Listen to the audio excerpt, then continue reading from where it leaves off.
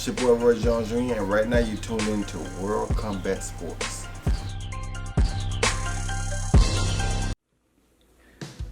Hello everyone and welcome. I have the distinct pleasure of interviewing the one and only, the legend himself, the box father, Skip Crumpler. How you doing? I'm doing fine, Scotty. It's been a long time coming, man, for this interview right here. First and foremost, man, thank you for stepping through and doing this exclusive interview with World Combat Sports.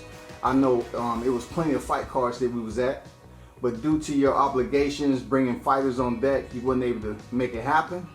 But what I want you to do, Skip, tell the fight fans who is the one and only box father. Okay, this is Johnny Skip Crumpler. Like you said, Scotty, the one and only box father, the real deal. We're not talking about Holyfield. And I'm ready to rock and roll. Skip, you've been in the game a long time. We're going to transition into boxing, but I want to know a little bit about Skip Crumpler himself. Well, I grew up here in Wilson, North Carolina, and I got involved in boxing when I was a kid.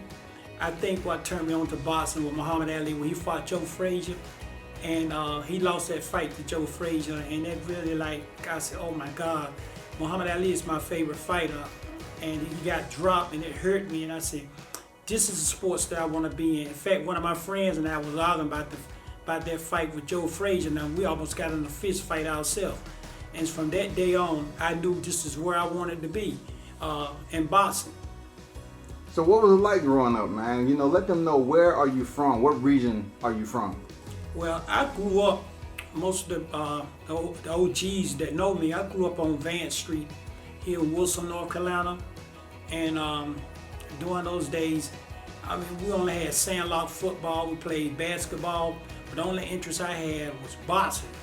And most of the time I used to get in street fights, and I was pretty good with my hands, and everybody would tell me, said, Skip, man, this is you.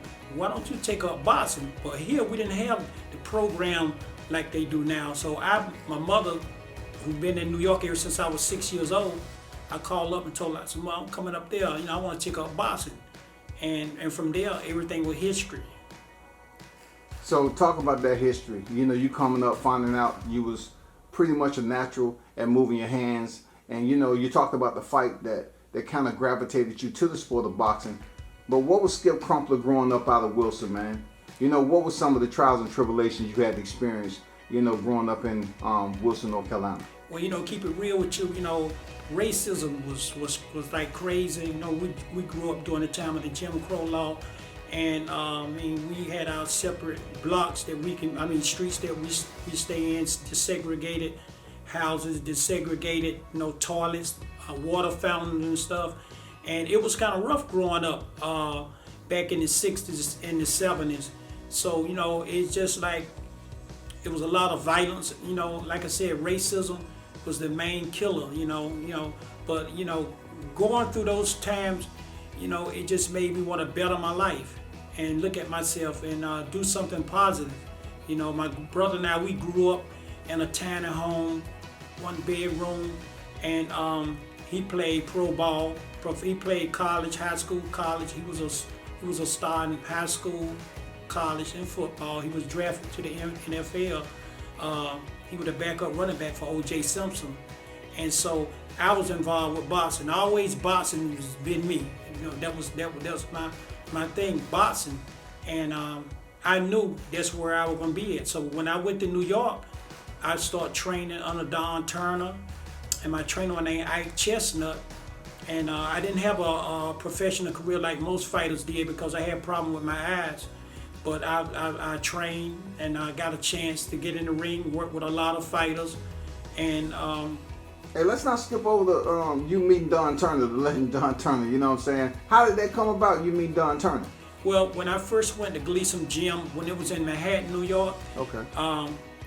I was looking for a gym, and everybody was telling me, go to Gleason Gym. Gleason Gym is the place to be. So I found Gleason Gym, and first trainer, when I walked into the gym, I didn't know who was going to train me, who to talk to. So this guy, bald-headed dude, came up to me and said, what you here for? I said, well, I want to learn how to box. He said, where you from? I told him I'm from the South. He said, do you have any experience? I said, no, I don't have any experience. And so his name is Ike Chestnut. He was a top-rated fighter, top contender. And from that time on, he was teaching me how to jab, how to move, how to do this, how to do that. And from there, he introduced me to Don Turner.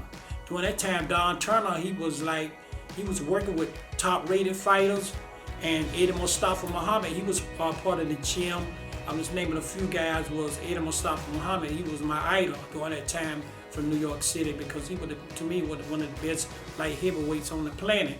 So anyway, getting back to Don Turner, Don didn't train me, but he advised me a lot. He gave me advice, and I just followed Don Turner because he knew boxing, and to me, he was one of the best trainers in New York City, you know. So, meeting Don Turner, you know, kind of got you, you know, to the front door of the sport. Yes. You know, and with that, you ran with it. You know what I'm saying? People right now in the sport of boxing know you from Skip, you know, the box father. And, you know, a lot of people consider you a legend of the sport because you are an anomaly. You are number one of the sport in what you do. You talking about you didn't take up boxing. Why do you think you didn't take up boxing? What was it about Skip that you couldn't, you know, compete in boxing? Was it that you had a late start, or it's not something you chose to do? Well, that's it. It was a late start because when I was coming up, the program was not as strong. You know, we had a few trainers, but most of the thing we used to do when I was a kid was street fight. You know, street boxing, and we didn't have the gym, we didn't have the facility, so it's like we have a guy maybe, you know, from the hood. I call it the hood. That's where I grew up at. And he would teach us a little something, and then we'll run away with it because we didn't have the facility and the trainers like they have up north, up northwest. We didn't have that. So, like I said, it started from street fighting. Now, you know, guy was always bragging about how quick I am with my hands and everything. This is skill, man. You got to take up boxing for real, man. Stop this street fighting and just go ahead on and be a fighter. And so that's what motivated me, because, you know, I used to love the street fight. I stayed in trouble with the law. I mean, in and out of jail. I got tired of getting hit with a nightstick side of my head from being crazy, you know, acting and everything. But then my grandma that raised me was telling me too. She was a big influence. My mother too. In fact, my mother, she loves boxing, and believe it or not, she loves boxing. And she don't hardly miss a fight. And so from that day on, you know, I say boxing, this is me. This is my DNA. You know. So there's a lot of tough areas in Wilson, North Carolina that Skip. And, you know, talk about one of your lowest points. You know, you talk about being incarcerated at one point in your life. You know, what was one of the lowest points fighting in the streets that you kind of make that change and say, you know what, I'm just gonna focus on something that I can do, which is positive, and then of course it's going to be dealing with boxing. What was one of the points in your life you just made that decision to cross over? Well, for one thing, I got jumped for, and for shoplifting. You know, during the time we was coming up, you know, only jobs we had at that young age were working in tobacco field, cotton field, corn field, you know, and picking, you know, cucumbers and stuff like that. So I said, God, it got to be an easy way than this. So I went on the wrong path. I said, look, I'm pretty good with my hands here, so I'm pretty good with sticking something underneath my coat. And so I started stealing. Some of my homeboys, we started stealing, and I got caught. I was snitched. You know, someone snitched on me, I put it that way. And from that time when I went to jail, it was like, hey, this is not the place for me to be. You know, my grandma, she bailed me out. Then from that time on, I got in trouble again, but, you know, for stealing and stuff. So it got to a point where I said, hey, I got to stop this crap, man. Because Grandma told me the last time she got me out of jail, she said, son, this is it. She said, you going to get in trouble again, or you're going to stay locked up. So anyway, it just opened up my eyes. I said, I got to do something with my life instead of being in and out of jail. I got sick of being handcuffed. It comes down to Skip, the personality himself, right? A lot of people recognize you for the shades, the fanny pack, you know, the boxing gloves hanging off. You know, talk about the boxing gloves, man. Your whole persona that I was watching. I was looking at a Ringside magazine, and I saw the key change and going back in the days, and it just intrigued me. I said, "Oh man, the key change." Seemed like I wanted something affiliated with my life. I wanted a symbol. I wanted something that say this how you identify the box father. And so with the fanny pack, it's like I got tired of stuffing things in my pocket. So it didn't matter to you, the fanny pack been out of style for you. No, yeah. In fact, I've been wearing a fanny pack for over 20 years, believe it or not. And I can't see myself without one. Okay. So you can't see yourself without it. So tell us some of the contents that's in there. You know what I'm saying? Well, we haven't even got to the other part yet. We're gonna talk about you being a Cutman, but what allowed you to stick to the fanny pack though? Like you had to be carrying some, your wallet. Oh yes, what? yes. I can carry. In fact, I can carry about anything. I have like my scissors. I can have a toothbrush. I can just. It's so many things that I can put in the fanny pack. My wallet. I can just jam just about anything in there. My money, and you name it. I probably have it in my fanny pack. It just I can just anything I want that I couldn't carry in my pocket. I'll put it in my fanny pack, and I just like the fanny pack because it seemed like that was my toolbox. Let your fans know, Skip. You known for being the Cutman. What was the starting point for you to say, okay, this is something I might want to do? Because that wasn't being a Cutman wasn't something you started doing. No. It was. I'm gonna tell you, this what turned me on to be a Cutman. And this was the same fighter that got me started in the game. Really, a young kid named Martinez Clay. Martinez Clay. I think it was 10 years old when I met him through another mutual friend of mine we call Little James. And when I met Martinez Clay, and I was watching him in the ring, I had just I just left New York, came back home, and I went to the gym where he was training at. And I said, man, this kid got some tools. He got skills. And I asked him, I said, Martinez, how many fights you had? He said, I never had any fights at all. I said, good as you are. So anyway, right then and there, I said, I started working with amateur fighters. I said, we didn't have an amateur coach. And I met my friend, he had his own gym, Leroy Gray Hardcore Gym, a good friend of mine. Him and I got together and we sat down and said, look, let's start up an amateur team, and it started from there. But to get to the point where you asked me why I wanted to be what started me to be a Cutman. When Martinez turned pro, one of his fights was in Baltimore, Maryland.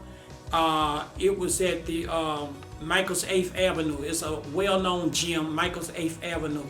And he had a fight, I think it was an 8-round fight.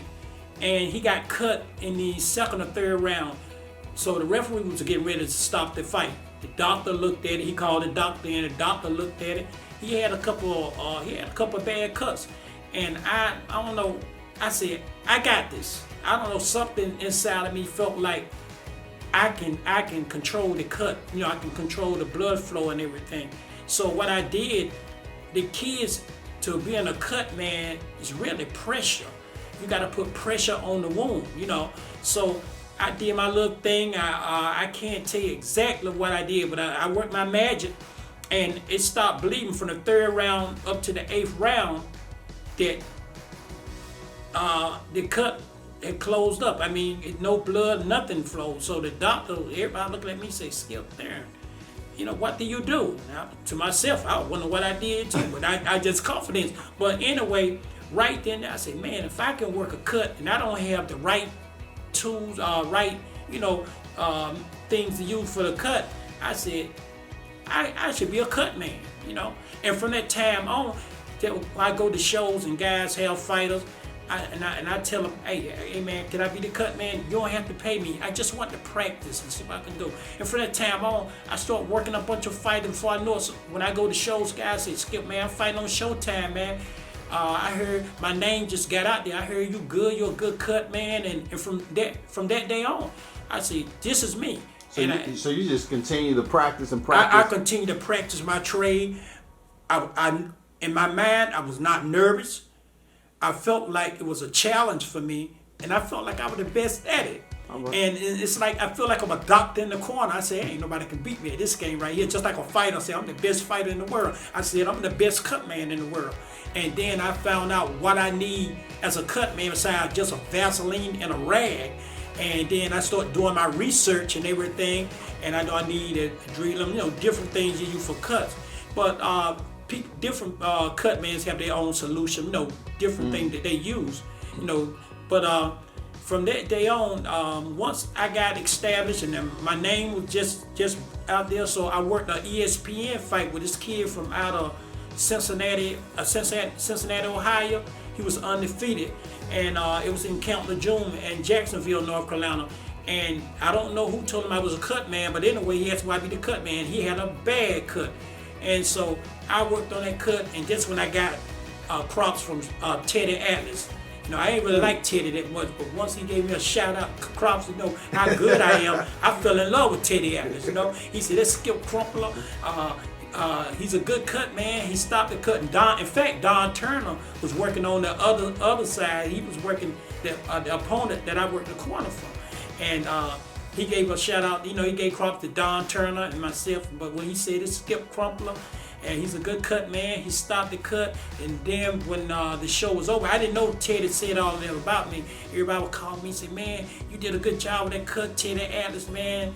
He said good things about you, and man, that was it. Anything coming from Teddy Atlas, hey, yeah. That's a compliment. Absolutely. And being a cut man, Skip, what is one of the worst places to have a cut as a boxer? Okay. So where a boxer get into desperation mode and they feel they have to, turn up the pressure. Okay, good question. It's above the eye because you got to kind of control the cut above the eye because the blood is running down. If the cut is underneath the eye, it's not going to run in the eye. And, it's easy to control underneath the eye, but above the eye, you got a gash over the eye. If you don't stop that cut, the blood is going to run in the eye. So that's one of the worst to me. And I have worked the corner where this guy from out of Jersey had 2 or 3 cuts. And man, I was just doing my thing. I just started operating. And I said, man, I couldn't believe it myself. I said, man, this you Skip, you doing all, you stopping the blood and everything. And the guy, he felt comfortable because you got to have a good cut, man, for your fighter to be comfortable. You got to know what you're doing. You can't get in front of a bunch of cameras and everything and nervous and stuff like that because your attention will rub off on the fighter. You don't know what you're doing. He gonna feel uncomfortable. Hey, that's real talk, Skip, and I have to ask you this: Do you have an indication or just approximate number how many fighters that you've worked in the ring as a cut man? Ah, man. A guesstimate. I can guess. I'm not making this up. I'm not gonna be like Wilt Chamberlain say he had sex with 10,000 women. 10,000 women, yeah. Well, I'm not gonna go there. But I know I had to work at least about 40 or 50 fighters or more. I know that for a fact. Maybe I say pretty much close to 100 because I've been doing this for a decade, and I'm not no new kid off the block. I'm a veteran, and I started off when I was young, and I'm still doing the same thing. I would say probably close to about 100 fighters, honestly. And what you do as a cut man, Skip, you do it on the top level. Like I said, you've been on the big networks with some of the fighters, and you've been on the regional level. Right. But speaking of the cut man duties, how does that duty bleed over to you learning how to wrap hands? You're also one of the best hand wrappers in the sport of boxing. So how did that even come about? Well, the funniest thing about wrapping hands is when I was working with amateur fighters, I didn't know how to wrap hands. So I had a couple coaches. I watched them wrap hands, but it's different wrapping hands with regular gauge wrap than what the pros use. So anyway, I didn't know. I just asked one of my partners. I said, "Listen, man, can you wrap my fighter hand?" And they would do it. But then you see, times when they would look at you funny, like they were saying to you, man, damn, you better need to learn how to wrap hands yourself, man, because I got my own fighter's hand. So I was happening to buy, I happened to buy this ringside book, and this on this book it had videos of different ones demonstrating how you can wrap hands. So I bought the tape. I ordered the tape, and I started. The tape was it a VHS, man? Yeah, it was a VHS. Wow. Exactly. That's So crazy. I said I gotta learn how to wrap hands, man, because it's important. And so I stayed up all night watching different one wrap hands. So I pieced a little bit from one trainer and from another trainer, and then I try to put together how I would like to do that. So I started practice on a couple of my friends, messing up, every night I practice. And once I start practicing, and so I got to a point where I said, I think I just about got it. So I went to this pro show, and my first time wrapping a hand, and I did a good job. And I said, man, but the best thing about it, the compliments I would get, guy would say, oh, Skip, your hands look real, you wrap hands real good. And from that day on, I say, hey, I'm gonna learn how to wrap better each time I start wrapping hands. And like I said, it's something that I study. I watch films, tapes, just like in a football player, boxer, they watch the strategy of their opponent. I had to look and see how to wrap hands, because when you go into a pro show, you got inspectors up there and people looking at you, and I've seen some nasty raps before. Not trying to put myself on a pedestal. I've seen guys can't rap that good coaches can't rap at all. And I said, damn, that hand look bad. And then compared to what I be doing, I felt like I was the number one hand rapper. But Hey, like being the number one hand rapper, don't mean to cut you off, but Yeah. but talk about the materials that you use the wrap hands that Skip. well, you got different kind of gauze. You got old school, you got super gauze, you got ultimate gauze. I use more expensive gauze. I don't use that cheap gauze, because the material is important, because you got to protect the fighter's hand. And that old school gauze, most people use that because it's cheap. You can get 50 in a row, a box of 50 rolls for maybe $25. That's cheap gauze. You had to use about 6 rolls of gauze just for both hands. I get the ultimate gauze. It's the best gauze. It's better material and everything. And that super gauze is good also. I ordered from Ringside.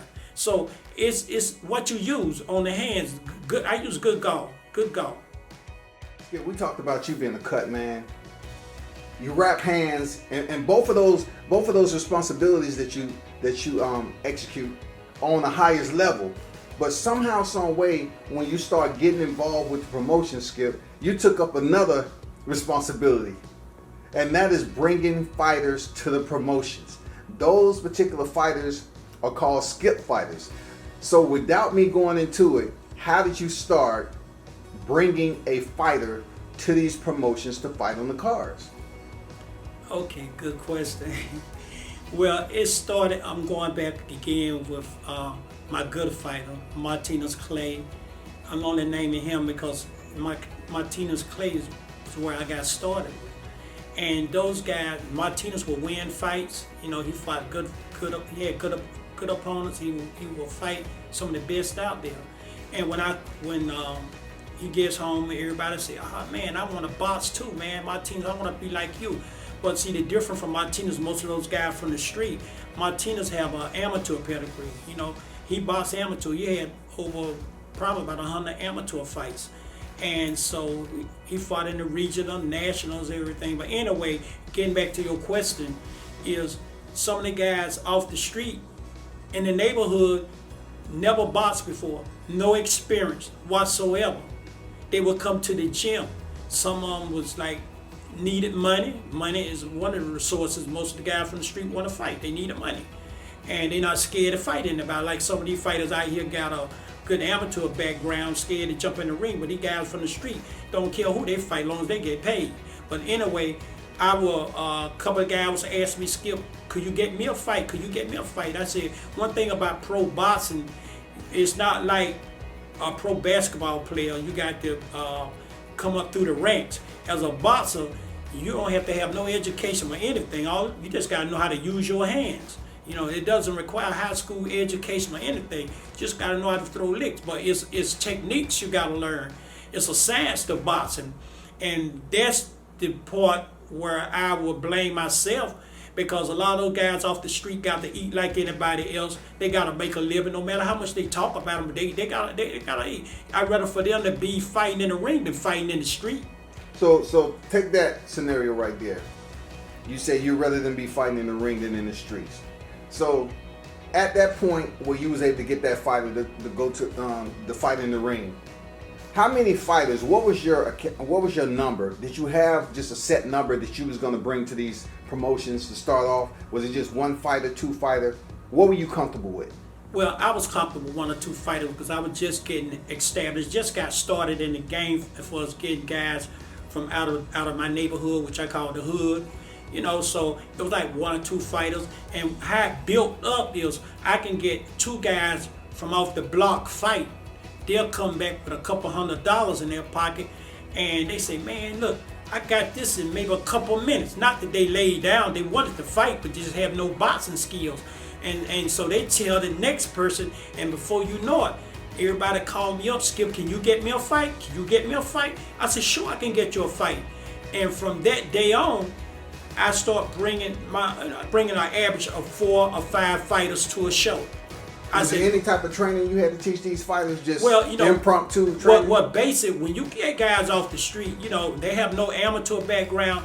You can't go through the whole scenario, especially if they need some quick money. Some of them owe child support, bail bondsmen, and so you have to do some quick training. So basically, I would teach them how to jab, how to keep their hands up, the chin down, and how not to fold, and not to get in the corner, how to tie someone up. The basics, to throw a straight jab. You don't want to kind of swing it like a female. So basic, make them look good. If they're not good, make it look like they know how to box. But it works with some fighters. Once they get hit, like Mike Tyson said, everybody got a plan until they get hit. So once some of them get hit, then it show all the inexperience in them because they don't have any amateur experience. Correct. But they have the heart and determination to go in there. It's not easy to go in those 4 squares. You take people, the fans look at it, and they can laugh and pick at the fighters, but you step in them squares yourself. You put on them 8 or 10 ounce gloves and get in that ring in front of 500 people, 1,000 people or more, and see where your heart is at. So it's a tough decision. Then a lot of people ask me, Skip, you scared they're gonna get hurt because they don't know how to fight? I said, no. The reason why, they don't last that long. You take an inexperienced fighter, he'll get in the ring, probably get hit with a couple good shots and get knocked out, and boom, get counted out. Before you know it, he's up. But you take an experienced fighter, he'll get his brains almost beaten out, and he's gonna continue to fight until the referee just stop the fight or his corner throw in the towel. Because he gonna try to win. He's not gonna give up. But an inexperienced fighter, whether he's in shape or not, he got a better chance than an experienced fighter because he's not gonna take that much punishment. Not that he's gonna lay down, he just can't take it. Hey, talking about that process, Skip, I want to know this right here. How did those fighters that's from the hood, begin to trust you to come in the hood and say, okay, I'm coming in the hood looking for boxers. If you want to make some money at this particular weight class, you had to go out here and locate these fighters for specific weight classes, make sure they made weight, and we're talking about fighters that haven't been training. Right. You know what I'm saying? Off the street. How did that work, man? How did you make that work? Well, for one thing, it's loyalty. You got to be loyal to the fighters. You can't play games with them because you can get hurt in this business. Most of the guys, the fighters, let me say this, gang related, dealing with drugs, and they will hurt you in a minute. And I go in some of the rough part of the hoods. You got the Bloods, the Crips, and like, but by my name is being out there, by me with just a few fighters, and they say whatever they be telling the rest of the guys got to be something good because everybody be calling me for fights. and I tell them what they're gonna get. I make sure they get paid the money they're gonna get. Most of them, I don't take any money from them, because I know they need every dollar they can get. Money that I make out of this game is booking fights, booking fee money. I got to take the fighter to the fights, and I got to bring them back. And that's unbelievable, Skip, what you just said. Because you're taking these fighters off the street. Just say you got 5 fighters. Mm-hmm. You're taking these fighters off the street, and you have to transport them to the fight. Right. And you have to stay with them and make sure they're good to go leading up to the weigh-ins. Now, these are individuals who don't even have a clue of what the routine is. That's right. Leading up to weigh-ins. So they can be out here drinking. They can be doing anything, living what they used to. The street life. That's true. So what do you tell the fighters? Don't mess up your money. Have some type of control. Just go in here, make the weight, and then you'll be able to let loose after the fight. What's some words that you tell these fighters? Well, I tell the fighters this, I say you already know the streets, because that's where you get in trouble. That's your biggest problem is in the streets. The street life. I say you got a chance, you got an opportunity to box, to make something out of yourself, and I say to make the best out of this situation, because who knows, one day you might be a world champion. I said, if you train hard and believe in yourself, who knows, you might be the next Mike Tyson or whoever the world champ is. And I tell them, don't go out there and mess your money up. I know most of the guys out here are affiliated with drugs, and we found a lot of the best fighters in the world probably smoking weed. But anyway, I tell them, I said, take your money and invest your money. It's not much, but invest your money, in something that's positive. Try to stay out of trouble. That's the main thing, because what people don't know, a lot of these fighters I got is in and out of jail. And there's a lot of time, thanks to most of the bail bonds from here in Wilson, North Carolina, that works for me. And I have gotten a few guys out of jail, spent my own money. They didn't have to pay me back. How many people would want to do that? So if people will say, Skip robbed me, Skip do this. If anything, I rob myself for doing for others what they don't do for me. So anyway, getting these fighters from off the street is a hard seed to swallow, because they can say at any moment, you can have them a fight set up, the hell with it. They might get a little hustle, had an overnight hustle, a little money in their pocket. They might not show up. Then you can tell them you can get suspended. They don't give a damn about getting suspended in a fight, because really they're not dedicated to the sports. You only have a few that's dedicated to the sport. But anyway, they trust me because I don't rip them off. They trust me because I'm there for them when other people are not. They trust me because I show love for them, and I tell them how much I love them. And they trust me and they respect me. You're going to have 1 or 2 fighters might get out of hand just with anything. But the majority of the kids that I be working with, they show me love, mad love. Skip, I got to commend you. You're a legend in the sport. And that's why this interview is special to me, because I know me and you have been in several fights together. Of course. And I've seen you from the small numbers to the big numbers. And the fact that you have to gather these fighters, first of all, take them to transport, get them to the fight, make sure they make weight, and then go in there and fight. And within that, you have to make sure their hands are wrapped. So that means if you take 5 fighters, you have to make sure 5 fighters' hands are all wrapped, because they came with you. That's right. So you are a multitasker. That's why this is legendary. You're the only one in the sport to do it. You're sitting up here, you know how to be a legitimate Cutman on a professional level. Also, you know how to wrap hands, not just any way, you know how to wrap hands on the highest level, and it's neat, and the decor of the wrap and everything else. A fighter, when they appreciate skill wrapping their hands, that means their hands feel good. They feel like you know what you're doing on the highest level. And not only that, you're getting guys from an environment that's not thoroughly trained to fight on a professional level. So you have to take these fighters, you have to deal with their emotions, their attitudes, and everything else. When did you first hear, Skip, someone say, oh, that's a Skip fight? Because that term right there is all over boxing. When the first time you heard somebody say a Skip fight? I can't pinpoint the exact date or the exact time that, you know, when people say it's a skip fighter, but I think that came out about during the time that about every show they would have here in the South, I would gather fighters and inexperienced fighters. And the name skip fighter is basically because I have more street fighters than anyone. In fact, I'm probably the only one here in the South that I'm probably the first one. Yeah. You don't hear nobody in D.C., Jersey, because most of the fighters they boxed amateur before.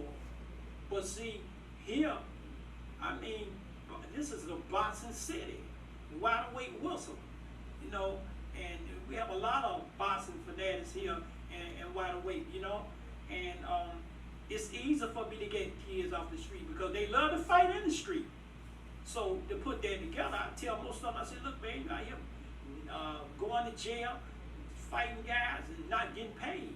I say, let me introduce the game to you. You can get paid doing this here. Use your hand. You got a little skills, but I'm gonna help you perfect it. So from that time on, I'm like a counselor too. I talk to my students. I don't only just get them a fight. I kind of take them to school, and I try to discipline them. And sometimes someone will share their problems with me that they won't even share with their own parents because they believe in me. Not that they don't believe in their parents. Sometimes you have people can reach out to you that's not in your family, will reach out to you, will reach out to others before they'll reach out to the ones in their family because they can understand them. I grew up in the street. I grew up in the hood. I grew up in gangs. And so I know how they think. I know how they live. I know all the characteristics of the guys in the street. So I seen time someone would try to get real tough on me, skip this, that, but you know, you can't threaten me. You can't intimidate me. You couldn't do it then. You still can't do it now. I'm 68 years old and don't even try. So I got that. I still have that hood mentality. It's something that you don't go to school. You don't take classes for. It's in your heart, just like a fighter. You can teach a fighter how to throw punches, defense, but you can't teach him to have a heart. Either he got a heart or he don't. I don't care how much skills he got, how many fights he had. If he have a heart, you will know it. If he don't have a heart, he will show it. That's amazing, Skip. You're 68 years old. You still maintain high-level physical condition. That just goes to show that you have to have a strong mind and a strong heart to deal with what you are contributing to boxing. And that's what I'm trying to tell the people that's out there. This man is a Cutman, rap hands. He sources and have the trust of fighters out of the hood, around his way, and provide them an opportunity to make a paycheck. This is one of the formats of boxing. Skip Crumpler is an attributor to that format of boxing. That means he can get fighters to go in here to these promotions, to fight the A-side fighters, so to speak. And most of the time, his fighters does not win. But still, they get a chance to step into the ring. And once they step in the ring once, some of these fighters, Skip, they return, don't they? I mean, oh yes, of course. You bring them back. I bring them back. You know, they pretty much understand the system. So I remember when you had the smaller numbers, all right? You talking about 4 or 5. We was laughing about this. So talk about when the numbers start to rise, Skip. You know, like your name was already popular out here with the promotions.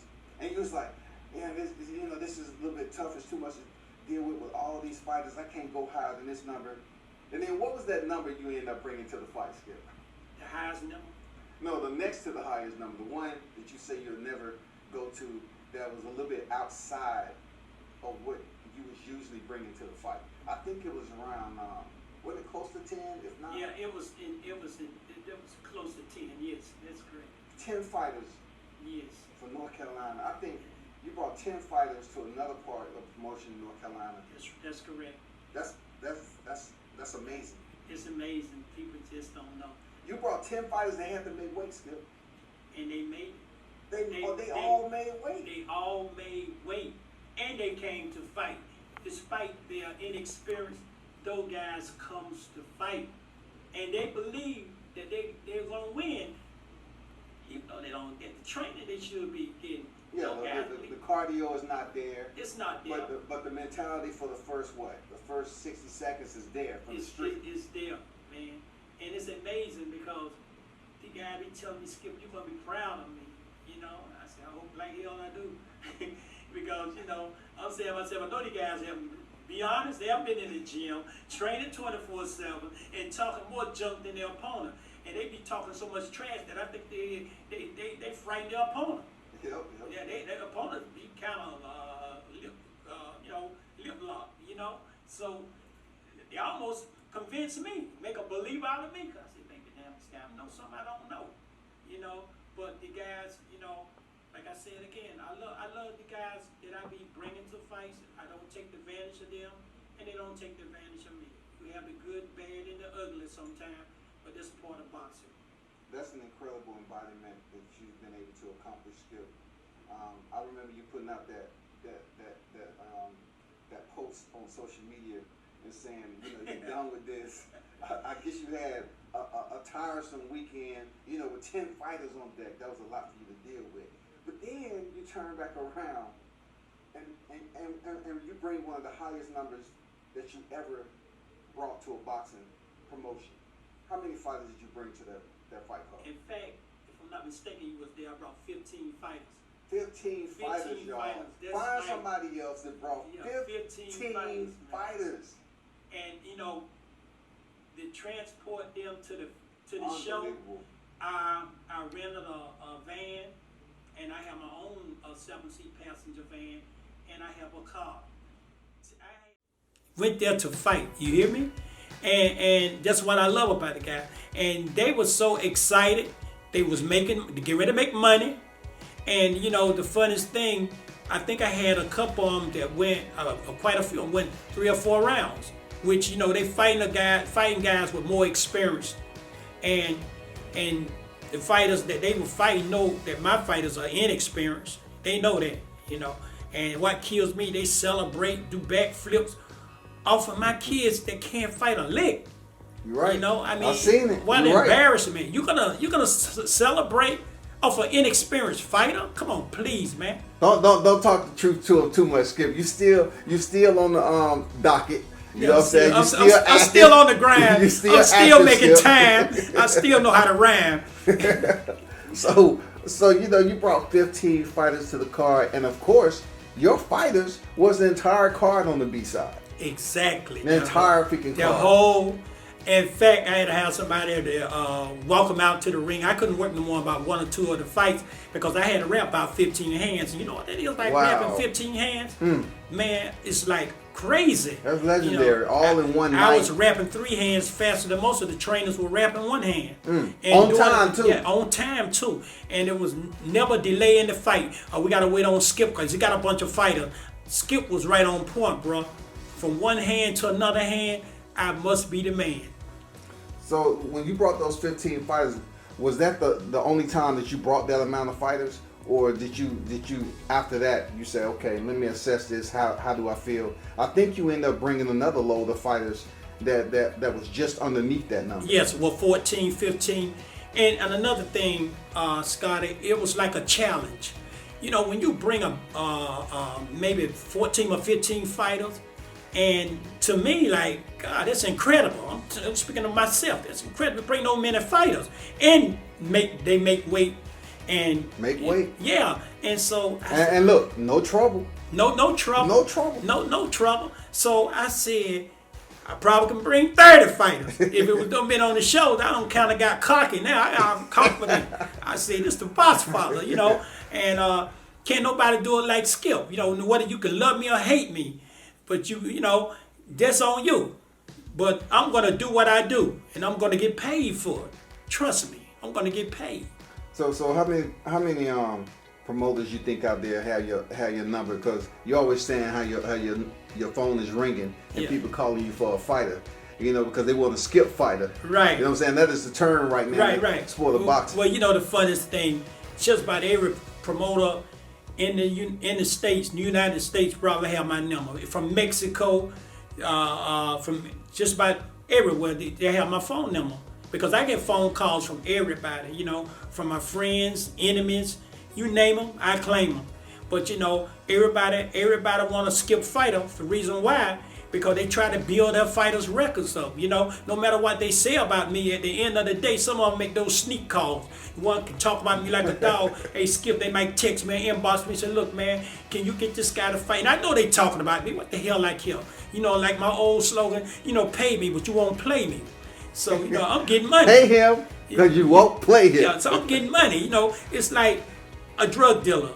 You know, it's wrong what they doing, but they gotta eat. They gonna make a living. So you're not gonna tell a drug dealer that's making millions or thousands of dollars to get a 9-to-5 job, get minimum wages.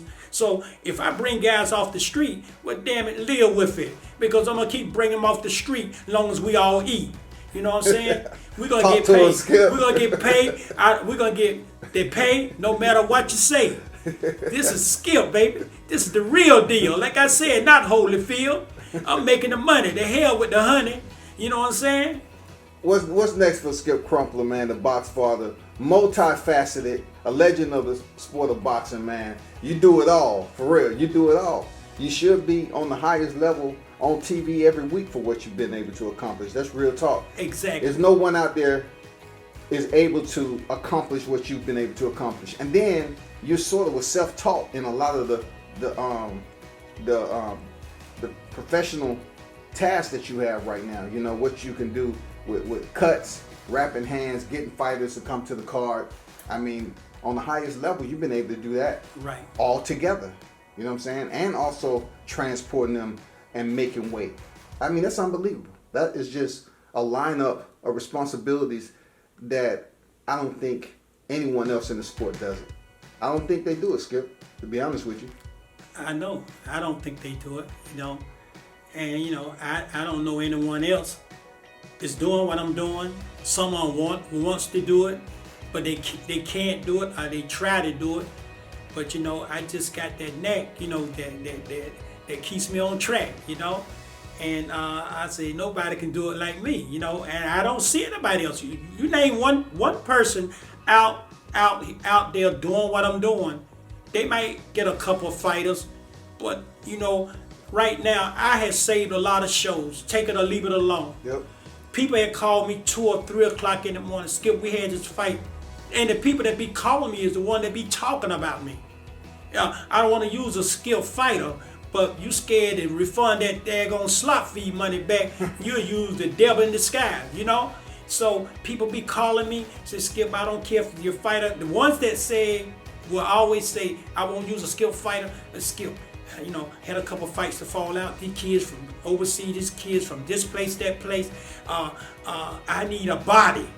They don't say a fight, I need a body, which means they would say, I don't care if they can fight or not. I got the, you know, because they don't want to give that money back up. So all of a sudden, my fighters are important when you really need them.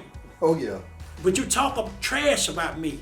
Does it hurt my feelings? Hell no. I've been doing this over 20 years, G.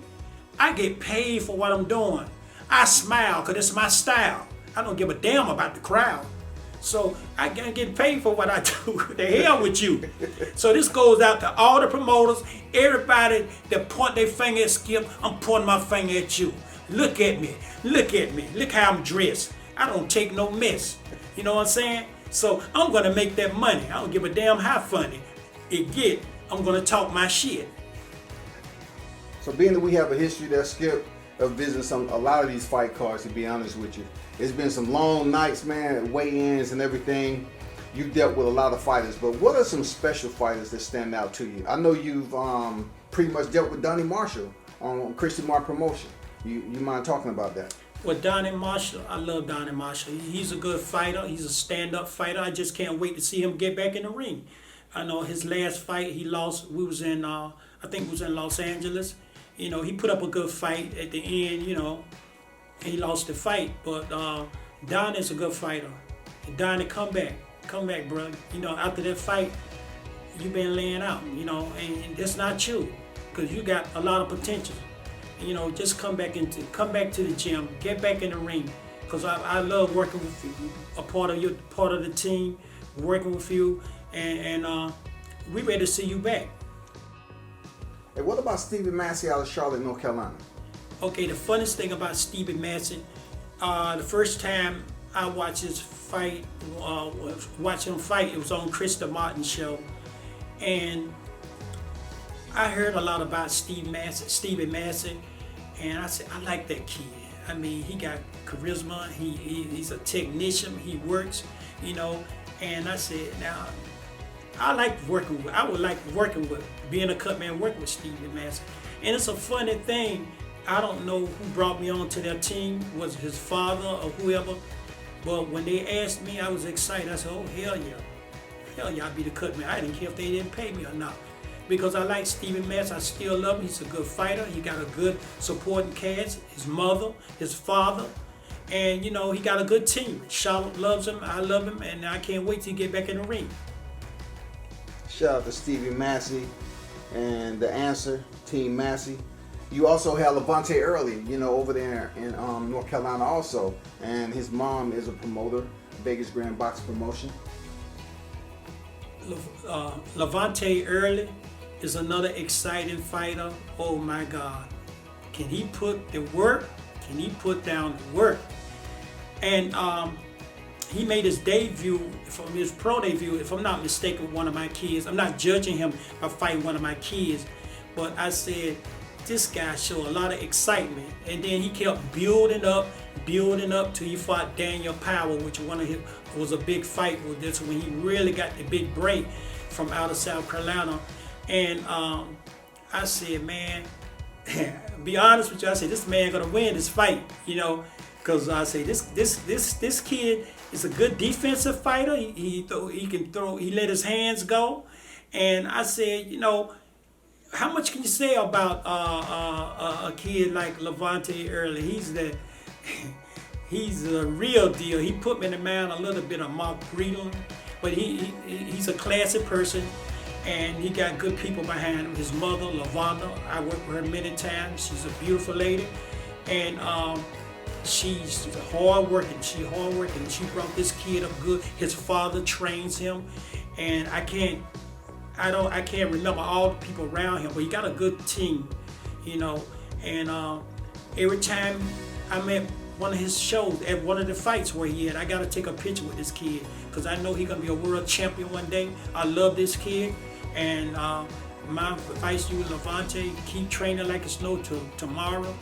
And I thank Lavonda, because, you know, people don't know how hard she worked to get her son where he is now, you know. And she's a great person, and I thank her for introducing her son to her son. Shout out to Levante, world-class gentleman, Early. Hey, you have a history with Kevin King also. Kevin King is my son. I call him my son. He's from the grassroots. I remember when he first walked into my gym, and this kid couldn't even do two rounds on the mitts, you know. No experience, no amateur experience or anything, but he never stopped. He never did give. He never given up. And he would come back the next day, and the next day, and the next day. And it's just, I took a lot of interest in Kevin. I love Kevin King. He's like a son to me. And, you know, I call him the beast, and he is a beast. This guy trains everywhere. You know, I don't think he never sleeps, because every time I'm on Facebook, he had somebody gym. He's in Durham. I mean, he's relentless, you know. And he's a classy person, very intelligent. He got good boxing skills. He's strong. He's a power. He's a similar young Mike Tyson to me. And when I'm working his corner, I feel like I'm on top of the world. You know, I'm just excited for this kid. He's going a long ways. He's a future champ. He have good people around him, and he trains hard. And I just can't wait till this kid step back in the ring. I love Kevin King, man. He's a beast. And let me say something about, he comes from a fight family. His uncle, we call Kojak, and his other uncle, Dennis Archer. Those guys could fight. His whole family could fight. So, you know, he comes from a fight family. Kevin King is a future champion. And just like Levante Early is a future champion. And Steve Massey, to me, is a future champion. Those guys, hey, they're going to be the face of boxing. You also have, Jalen Prison over there in Columbia, South Carolina, on the Stokes promotion. Very solid, strong fighter, man. Of course. Speak on Jalen Prison, the horseman. Well, Jalen, I met him through Andrew Stokes. I had the opportunity to come to South Carolina, and all you can hear about the horseman, Jalen Prison. I say, man, who is this guy? He talk about Jalen. So, watching Jalen come up through the ranks and stuff, he's another one of the best fighters out there. Despite his last fight, hey, I take my hat off this kid. I mean, he's back into the gym, he's training hard, and I felt like that particular fight, he wasn't mentally ready for that fight. And Jalen could beat the average person out there. And he comes from a good management too. Andrew Stokes and his father, his mother, he got good support. And I told Jalen, hold your head up, bro. I mean, everybody in boxing have a bad day, so one can't talk about the other one, because that's the business we in. Mike Tyson lost to Buster Douglas, shocked the world. And Lennox Lewis got dropped by Rockman, shocked the world. So why is people so effed up because Jalen lose a fight? He's a young kid. Number one, he gonna bounce back stronger than ever. He got a good fan base. They love him in South Carolina. He is the face of South Carolina. He got a good trainer, my friend Dominique Neal, that trains his son also. So he got the best people around him. Promoters, managers, the best people around him. And my advice to you, Jalen, hey, amount of setback is coming for a major comeback. It will lead you back to a major comeback. Keep your head up, bro. I'm glad you're back into the gym, because you's a good fighter. And you don't judge a fighter by he losing one fight. You judge him, are he willing to bounce back? Don't let this take you off track. Come back in which you are. You back in the gym, and if you had to fight the same kid again, my money's on you, man. Any day, any time. But I want everybody to know, Jalen, that fight, boxing, anything can happen in boxing. You only take one punch, man. So don't let yourself down, bro, because you want yourself in that fight. I'm not making up any excuses. I saw you before the fight, the weigh-in. I mean, at the in your room, in the locker room, and you didn't look like yourself. I don't know, maybe some personal things. It happens to the best fighters out there, and you is a still great fighter, a lot of potential. Columbia, South Carolina, the state of South Carolina, everybody's still behind you, bro. And I'm still one of your #1 fans too, bro. You keep your head up and keep moving forward. That Gunsmoke, Jalen Prison, Columbia, South Carolina, Dominique Robinson Neal Boxing Academy. You know what it is. One of the premier fighters that you work with there, Skip, we both work with, is the one and only Michael Williams Jr., 150 Boy Wonder. Out of Fayetteville, North Carolina. Shout out to Team Williams. How's that experience been for you working with Michael Williams Jr.? And I see you have the gear on, match bout, Michael Williams Jr., the boxer. Well, you couldn't do an interview without wearing a Michael Williams Jr. shirt, because they call him the Boy Wonder, I call him the Golden Boy. And Michael Williams Jr. is a quiet kid, don't say much, and but he do his talking in the ring, and that's what I love about him, and man, this kid's going a long ways. He got the skills, and he's trained by Roy Jones Jr., one of the best pound for pound in the world, and Roy's teaching him all the tricks and trades of the game. And he have his father, Michael Williams Sr. I gotta mention his ass, because Michael Williams Sr., I had to bring this up. He wanted to box, and he called me up, said, Skip, what you think? I said, well, I gave it a few thoughts, and then he mentioned about his son. I said, send me some clips. He showed me some clips of his son. I said, no offense, Michael Sr., the hell with you, bro. You got a champion right there in your house. Put your focus on Michael Williams Jr. I mean, you got a champion right there, I said, you don't need a box. Put your energy on your son. And from that day on, he been putting his energy on his son. No matter what you say about Michael Williams Sr., who wouldn't want for their son what Michael Williams Sr. wants for his? LaVonda Stacy wants the same thing from LaVonda. Steve Massey, father and mother, wants the same thing for him. And my man Donnie Marshall got a great family that wants the same thing for him. And Jalen Pridgeon, father, wants the same, and mother wants the same thing in his promoter, trainer, manager, slice manager, Andrew Stokes want the same thing for him. So if you talk about Michael Williams Sr., you just want to talk about the whole damn crew. Because, you know, this man loves his son. And his son loves his father. So if the father speak in behalf of his son, so what the hell you crying about? If I had a son with that skill level, I would talk trash. I would boost him up too. That's the love for anybody that love their child is going to speak in good tones about their child.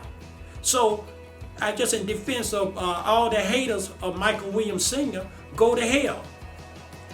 Don't post no video stuff like that. I love the man because I love what he's doing for his son, just like the rest of them that I named. And so going back to Michael Williams Jr., he's growing. I think he's 14-0, if I'm not mistaken. 18. 15. Oh, hell, no, 18. Oh, damn. No, I'm joking. It's Okay. 14. Well, he will be. He will be 18, so it's a reality. So I love working with him. I'm glad I'm on the team, Team Williams. It's an honor, be working beside Roy Jones Jr., one of the best in the world, to be in the Cutman, beside the great Roy Jones Jr. I said, what can you say about Michael Williams Jr. that haven't been said? And anything is hate said about him because it's the haters. When you got a good fighter like Michael Williams Jr., Kelvin King, and rest of them that I named, you're going to have haters. You're going to have people that envy and jealous because they not where that person is. And I like to see those guys never fight each other. It's a rumor out one time, Michael Williams Jr. fight Kelvin King. Why in the hell they going to fight each other? Two North Carolinians fighting each other. For one thing, they're different weight class. And two of them are good potential fighters. And they got all these people, all these boxers from north, west, south, east. I mean, why should we have two fighters from the same home, from the Carolinas, fighting each other when they can fight somebody out west? Come on, tell me that. What would they gain for fighting each other? We're trying to build mountains, not knock down mountains. That's your word, Skip. Yeah. I got to ask you while you're on that, do you believe that North Carolina will have a resurgency in boxing? Because right now it's still shut down, right? The way things looking right now, I don't know. It might be a minute because I haven't heard any rumor or anything if North Carolina is going to, Why North Carolina? Why that boxing footprint is just dense? I mean, it's just no lights on in the building right now. What's the cause of that? What's going on?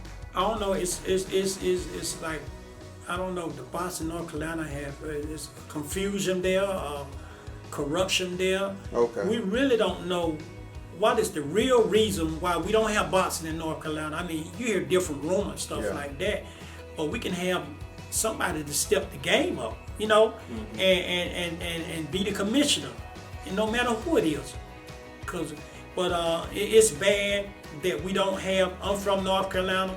That we don't have boxing in North Carolina, but I thank God for South Carolina because I know they got a lot of weight on their shoulders since North Carolina shut down and South Carolina's open back. It's open up. So it's tough. Hopefully, sometime in the future that we will have a commissioner. We have boxing back in North Carolina. Next, and finally, Skip, I know you've been around the block more than once and twice or three times, but to the promoters that's out there, because you've been involved with a lot of promoters out there, Skip, and what you've been able to accomplish on your professional cachet of skills that you have on the highest level. What do you have to say to the promoters that have provided you, Skip Crumpler, the box father himself, the opportunity to bring fighters to their stage, and also you've been able to meet and network and so forth and build yourself up too through the years? what I like to say to the promoters, stop beefing with each other, because all of your promoters out here got to stay in, you should not put it this way, all your promoters out here should come together for the benefit of the fighters. You know, stop hating on each other, because, you know, we trying to build boxing here in the South, not tear it down. And what good is you talk about the other promoter when I like to see a truce between all the promoters? Let's work together. Let's work together for the benefit of the fighters. I started in this game working with Harry Barnett, Walter Johnson, you know, Bobby Mitchell. I'm just naming a few that got me started in the game. You know, it was like Harry Barnett and, like I said, Bobby Mitchell. Walter Johnson was the first one that took me to Philadelphia. I'd never been to Philadelphia before, the Blue Horizon. And Walter Johnson said, Skip, come on, get a couple of your fighters. I had some good fighters then. And Walter is like the head of the class. Walter Johnson, Harry Barnett, I love him, from Atlanta, Georgia. A shout out to him. And I'm only naming the ones from the beginning. Bobby Mitchell, I love him. He's from Charleston, South Carolina. He kept me busy more than anybody. I mean, this man had me a workhorse, you know, going back and forth to Charleston, South Carolina.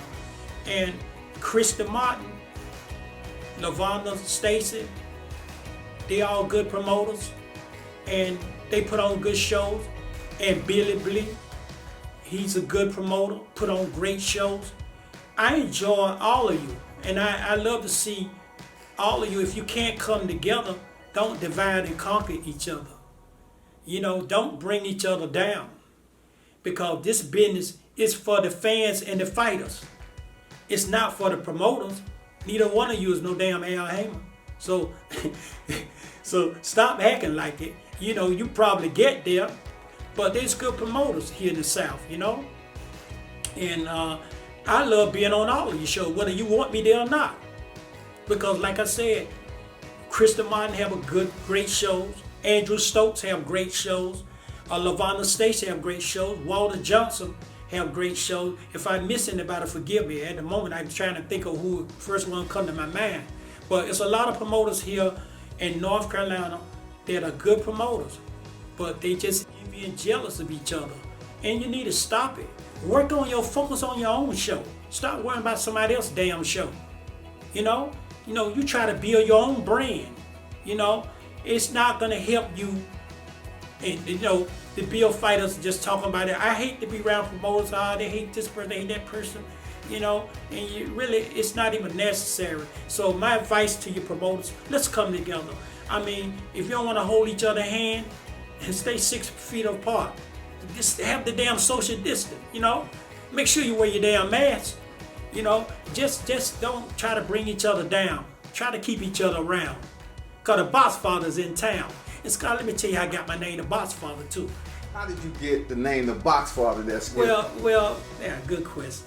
It's my friend from Raleigh, North Carolina, Sam, Bam, it ain't Cunningham, Sam Haney. It was, I don't know where he got the idea. Sam Haney got the idea. I know I grew up with his father, you know, all of a sudden he emailed me or texted me with a picture, had a box for him. I said, damn, I like that. And it's been like 3-4 years ago. So what you mean he emailed you a picture with the Box Father in there? Was it you or what? No, it was a picture of me. It was an idea of him. I don't know where he got the idea from, but you know, okay. And so he sent me this picture, and I looked at it. It got me as the Box Father, and you know, a picture of me looking like Al Pacino, and I said, I look like the Godfather. But I love that slogan. I love the Box Father, you know, because a lot of people call themselves the Godfather. But how many of you know the Box Father? There's only one, Skip. The only one, Skip. So I said, damn, that ring a bell. I posted that. As soon as he sent me that, I fell in love with it. Right up now, Brother Haney, I love you, bro. And you come up with some other. Don't change the Box Father. We're going to stick with the Box Father. But, you know, you always been there for me. and your father and I have been good friends for since we was kids, you know, and I'm just thankful to you for giving me the name the Box Father. I hope I'm living up to that name, brother. I just hope I'm living up to that name, because, and let me mention one more thing. Jamal Freeman. A lot of people ask me about Jamal Freeman. When is Jamal Freeman going to fight again, Skip? I say, number one, Jamal Freeman fought the best out there. He fought J-Rock, Junior Williams. He fought Caleb Plant, went in the distance with Caleb Plant. He fought, I could go on and name fighters. The reason why Jamal is not fighting right now is one thing. He have a daughter, he have a son, he have kids now. He got a good job, he have a wife, beautiful wife. He's working, he have a beautiful mother, Yolanda. Love you, Yolanda. And he works hard and to build his to provide for his family. And he's helping his daughter that plays basketball. She's very good at basketball, and I think she's going to be another Cheryl Miller, because she is very good, a lot of potentials. So when I talk to Jamal, I watch him on Facebook and things. He spend a lot of time with his kids now, building them up. I think Jamal's best days are behind him.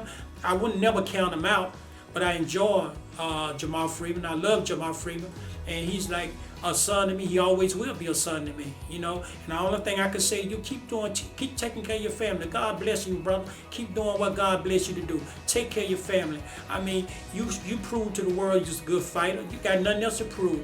Now, you want to build your daughter up like you built yourself up and your son up, brother, go ahead on and do it.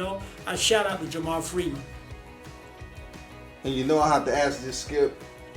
Once again, I have to say thank you for allowing me an exclusive interview with the legend himself, the Box Father, Skip Crumpler. Your last words to all the boxing community, those individuals that you have influenced, those individuals that you have motivated in the time of adversity in the fights, those individuals you wrap their hands, just the culminating mass of the boxing, landscape that you've been a part of. What do you have to say to those individuals? Only thing I want to say to all of you is keep believing in yourself. Set your goals high. You have dreams, expectations. Go ahead on and achieve what you believe. Go out there and fight what is right. You got a future.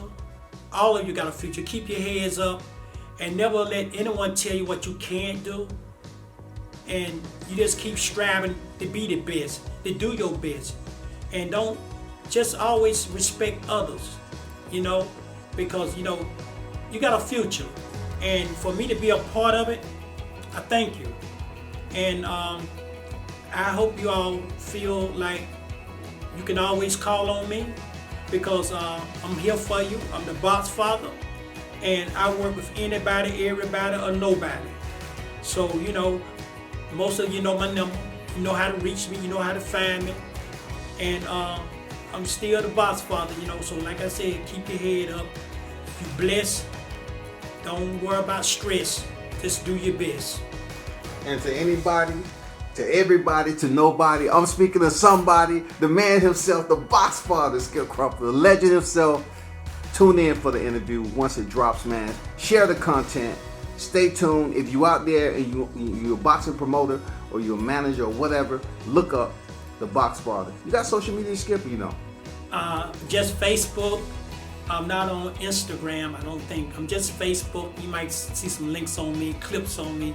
You go to YouTube, you see stuff. But best thing is Facebook, Skip Crumpler, Facebook, and you see a lot of clips on me on YouTube. 68 years old, God bless my soul. I'm still grinding, got good timing, I'm still in shape, not going out on many dates. and I want to say this is Scotty White. I thank you for taking the time out to give me this interview, because I know you have a lot How of many things. times we try to do this, Skip? We did. Scotty, it's been like 7 or 8 times. I'm going to tell you the truth, man. Maybe more than 7 or 8 times. I'm always busy. Scotty, I had to give you this interview first because, number one, you have been with me on some of the shows. Javante Davis undercard. Yep. And first one I call is Scotty White. you know, and you've been chasing me for this interview. I can't believe it's happened now, but it's worth the while. That's why you see me with a smile. And I want to say one more shout out to my partner. I can't leave him out, Scooby Close. Yeah, I can't leave Scooby out. How the hell I forget Scooby from Concord, but he's from DC area. He's back here in Raleigh, North Carolina. Scooby, we got a lot of work to do because I'm going to retirement, bro. You got the, I'm passing the torch to you, Scooby. So I need you, brother. You know, I got much love for Scooby. He's one of my right hand man, and Jesse Brown from Kinston, North Carolina. Another good friend of mine. Love you, Jesse. But to all the fighters, if I haven't mentioned your name, it's not that I don't love you. It's that, you know, I can't, we'll be up here all night long if I had to say everything that come to my mind. But I just want to tell you, I want to thank all of you for supporting me, being with me, and being for me. And thank you, and continue to do good by the grace of God. That is 2021. The legendary box father, Skip Crumpler. Salute from World Combat Sports.